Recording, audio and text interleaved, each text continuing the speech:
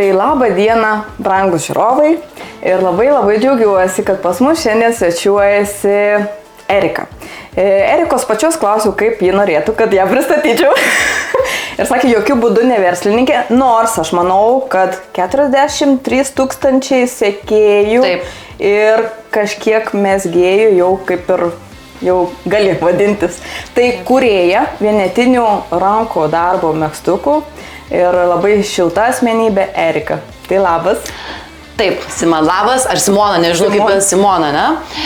Pirmiausia, tai labai noriu padėkoti, kad pakvietėt. Nu, tiesiog toks stresiukas buvo iš ryto, jau visi matė, kur aš ten bėgau ir pasigražinti.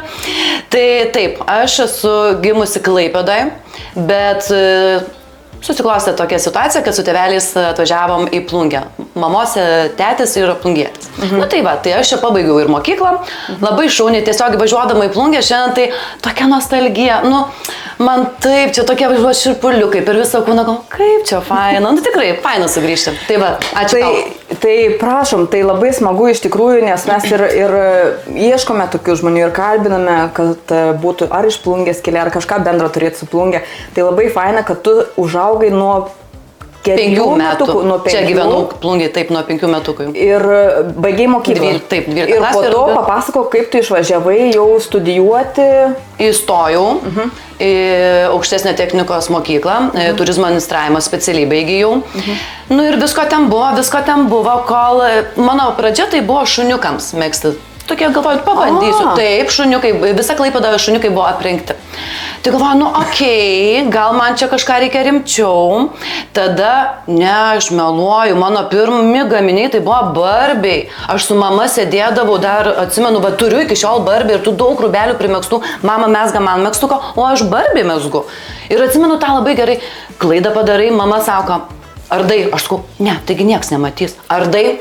Nu ir va taip pat iššūkdė mano tokią, ne hobį gal, ne, tą mezgimą. Ir paskui šuniukams, nes jau reikėjo man, kad judėtų kažkas, tai kad ten demonstruotų. O paskui galvoju, reikia man kažką rimčiau, tai pradėjau moterims. Kai pasižiūriu mano pirmieji gaminiai, tai siaubė, kas ten galėjo. Ar tu prisimeni, kokiais metais buvo gal pirmasis sukurtas tavo gaminys moterims? Žinok, dabar... Prieš kiek metų gal? Nu, tikrai seniai, 10, o Jėzau, tikrai seniai, tikrai labai seniai. Bet vat yra tokių moterų, kurios mane seka, sakykime, Facebook'e, ne, ir Erika sako, ar tu prisimeni, kaip tu esi pažengusi jau tolyn? Sakau, žinau, ir aš dalinausi ten, rodžiau savo pirmus darbus, jis sako, mačiau. Sako, bravo, o man gėdelė. Aš galiu truputėlį žemaitiškai pavaryti, bet žinokit, nelabai šiandien. Nelabai šiandien. Aha, o žiūrėk, iš kur va ta vis tiek idėja kilo? Ar čia vadinas, kaip ir mama tave išmokė, iš kur ta meilė, nes baigiai visai kitą specialybę ir kaip tau, va, nu, ar savaime gavosi? Savaime, Simona, savaime, tikrai savaime. Aš pamačiau, kad žmonėms patinka tai, ką aš darau, užsikabinau ir viskas, galvoju, nu, jeigu jums patinka, man tuo labiau patinka, ne? Čia yra ir hobis, ir plus darbas, tai visi, sako, kaip tau, nu, gera, ne? Hobis ir plus darbas. Tai aš dirbu ir su tokiu atsidavimu, ne? Ir tokia patenkinta. Ir aš neskaitau, kad čia yra darbas. Nu, tai ir lūpdažiai užsidirbu. Bet aš norėjau tavęs paklausti. Žmonės mato dažniausiai išoriai, viskas kaip gražu, jau sukurta rezultatai, bet kiek ten darbo užkulisiuose yra.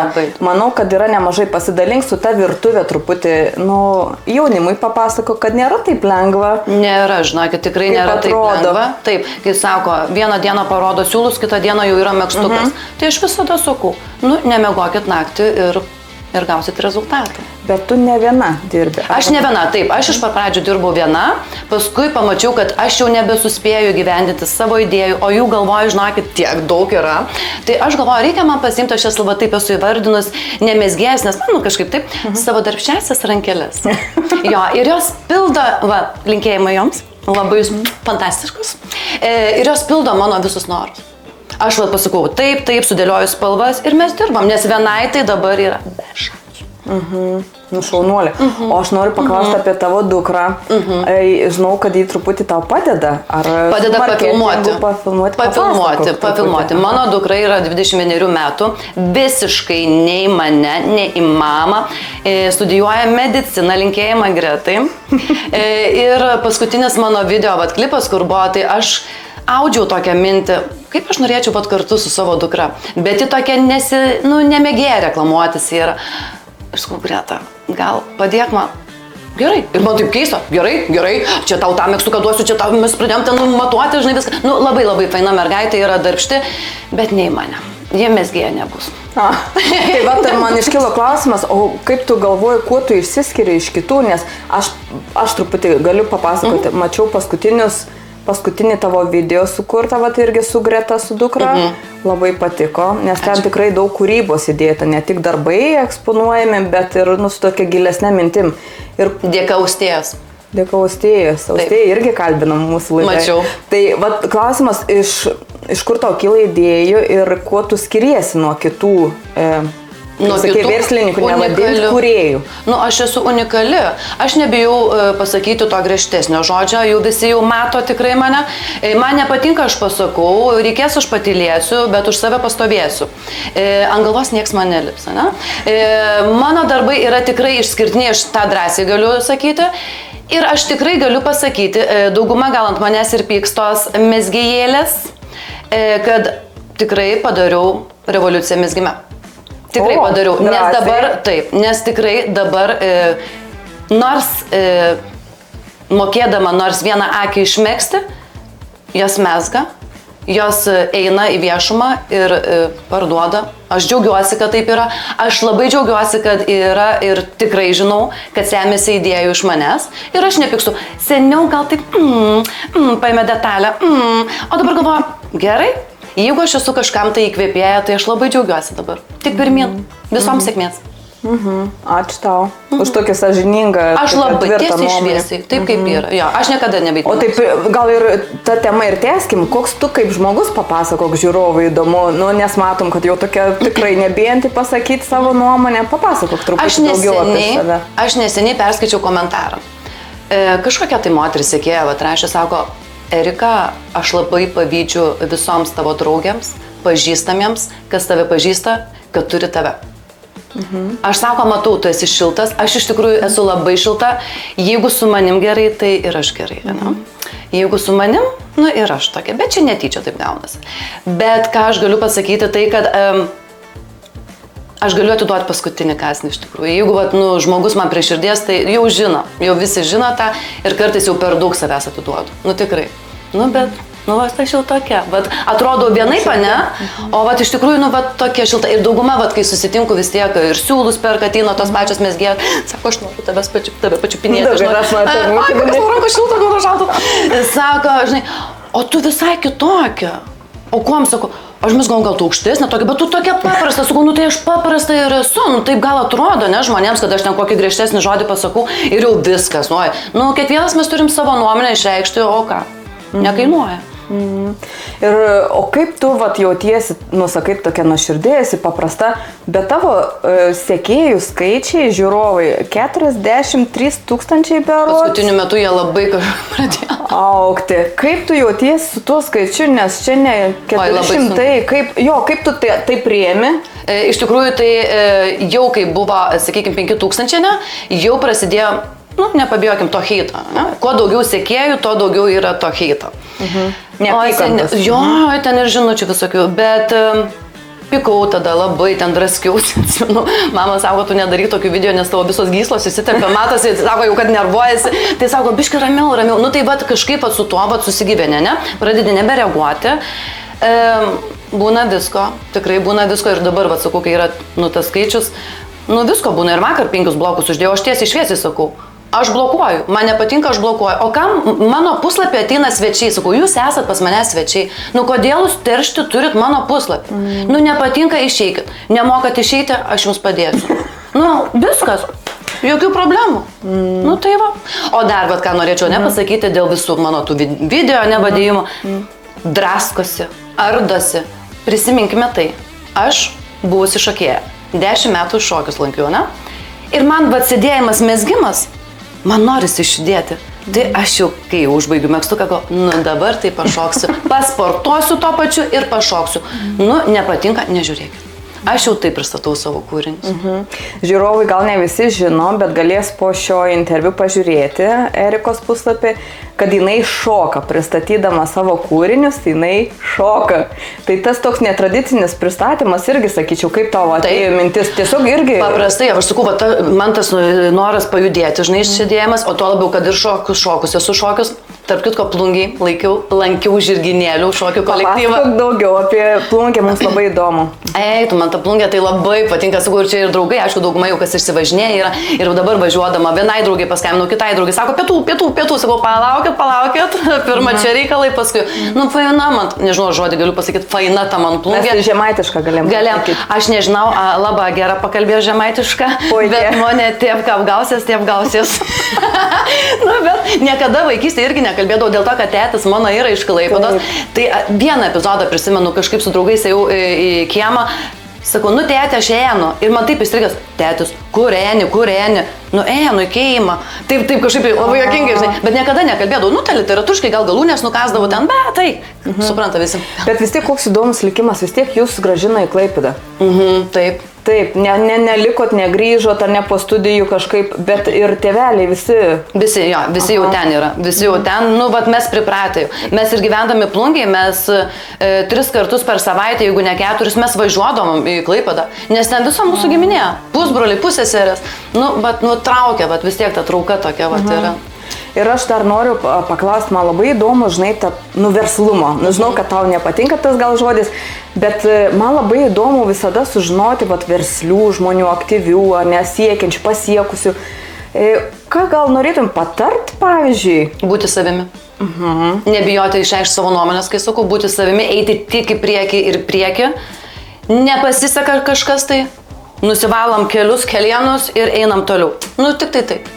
Visą tą neigiamą nekreipti dėmesį. Tegul kalba, jeigu kalba, reiškia gerai. Dar jeigu kalba, reiškia gerai yra apie tave. Jeigu jau nekalbėsi, jau reikia susimastyti. O tai iš kur tos stiprybės tokiose? Nes, nu taip, žinai, net ugnis nuo tavęs atrodo. Aš nesuprantu, žinok, Simona, aš tikrai nesuprantu, bet aš vaikystėje nebuvau tokia. Aš tikrai nebuvau ir dabar neseniai buvo. O kas nutiko? Nežinau, gal gyvenimas toks taip sudėlioja, kad, tokia, nebijau ne iš tų kamerų, nesakykime, kai sako, iš kur pas tavęs tiek drąsos, net man skambina žmonės, sako, Erika, gal patark, kaip, sakau, žiūrėk, pasistatai kamerą, tavęs niekas nemato. Ir kalbėjo, ne? Tas, nežinau, gal aišku ir iš pati esu stipri, gal ir esu stipri, esu. Esu stipri. Gerai, kad pripažįsti. Jo, 3 kartus esu stipri.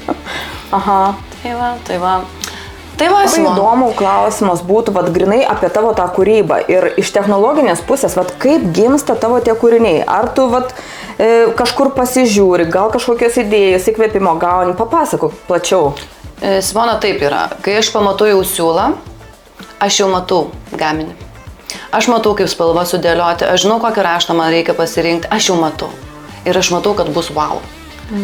Kaip, sako, aš neįsivaizduoju, kai tapetus, nusipirki, kaip tu gali, pamatyti bendrą vaizdą. O aš matau. Aš matau, siūlas, ir aš matau. Ir tiesiog gali būti ir taip, kai mezgu, galiu staigiai susukti akį, kažką tai persigalvoti, nes palei nuotaiką. Pradedu ne vieną mezginį megzti. Nusipirki naujus siūlus. Žiūri jos, dar tą reikia pabaigti, dar tą. Ne, tą padedu, tada imu šitą, nusipirki dar kitų, žinai, vis tiek siuntinėjusi, naujovių man reikia tų siūlų visokių įvairesnių ir, ten tų visų, Jėzus, silpnybė. Ir čia esi pasipušus savo? Taip, čia yra, jis jau yra parduotas, Linutė, atsiųsiu aš tau tą megztuką, bet man reikia labai, nes šiuo metu neturiu nei vieno megztuko. Labai džiaugiuosi, kad žmonėms patinka tai, ką aš darau. Tai va, Simona, tai va, taip ir gaunasi mano kūriniai. O stiliai, va kaip man įdomus stilius, gerai siūlo, tu matai, bet kaip gimsta, nes žinok, vieni trumpi, kiti ilgi, kiti ten rankovės. Neįsivaizduoju. Tiesiog iš savęs, jo, ir manęs dažnai klausia, Erika, iš kur pas tavęs idėjų, iš kur pas tavęs tiek idėjų. Nieko aš nežiūriu, nieko nekopijuoju, tai kas galvoju, tą ir darau.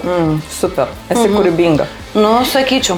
O dar gal galėtum kokią paslaptėlę papasakoti, ar kokie įsimintina įvykiai, ar apie klientus kažką, pasidalink kažką. Labai daug yra, žinai, tų visokių dabar gal taip staigiai niekas nešaus man į galvą, bet aš labai džiaugiuosi savo visais klientais. Ir šią vasarą aš turėjau labai daug susitikimų.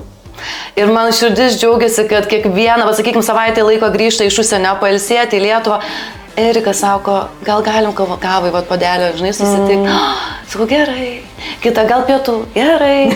Tai tiesiog, labai faina, sako, norim tave pačiupinėti, kaip tu pagnaibyti, kokie ten realiai tu esi. Tai daug tų klientų yra iš visų pasaulio kraštų, iš visų. Arizoną va dabar turiu, tokią fainą klientukę mano, Anglija, Čikaga, Danija, Norvegija, Suomija. Žinokit, neišvardinsiu. Džiugu, labai širdis džiaugiasi tiesiog. Ir aš kai... Žinot, aš jums pasakysiu taip. Aš džiaugiuosi ne tada, kai man yra nuperkamas megztukas. Aš džiaugiuosi tada, kai aš jau sulaukiu iš kliento žinutės. Erika, siuntinukas jau pas manęs. Ir dar širdis nesidžiaugia. Džiaugiasi tik tada, kai atsiunčia nuotrauką arba nors parašo, wow, tiko ir patiko. Bet tada aš užskaitau savo darbą. Atgalinis ryšys, nuostabu. Tai ačiū tau, noriu padėkoti. Tavo toliau tos kūrybos iš tikrųjų stebini žmonės, stebini sekėjus, kad ta kūryba taip ir toliau vystytumės, plėstumės, bet matau, kad tikrai negresia, kad neliks jau. Nieko nesakykim, žinai, nieko, aš labai tau, Simona, dėkinga, kad tu mane pakvietei. Taip, fainai sugrįžti tą plungį, dar su tavimi pasikalbėti, tai negaliu. O aš visiems tik tai noriu pasakyti, tik į priekį, nesiklausom, nežiūrim į kitus, kitas, tik į priekį. Kaip visada, bučinukas jums. Tik į priekį.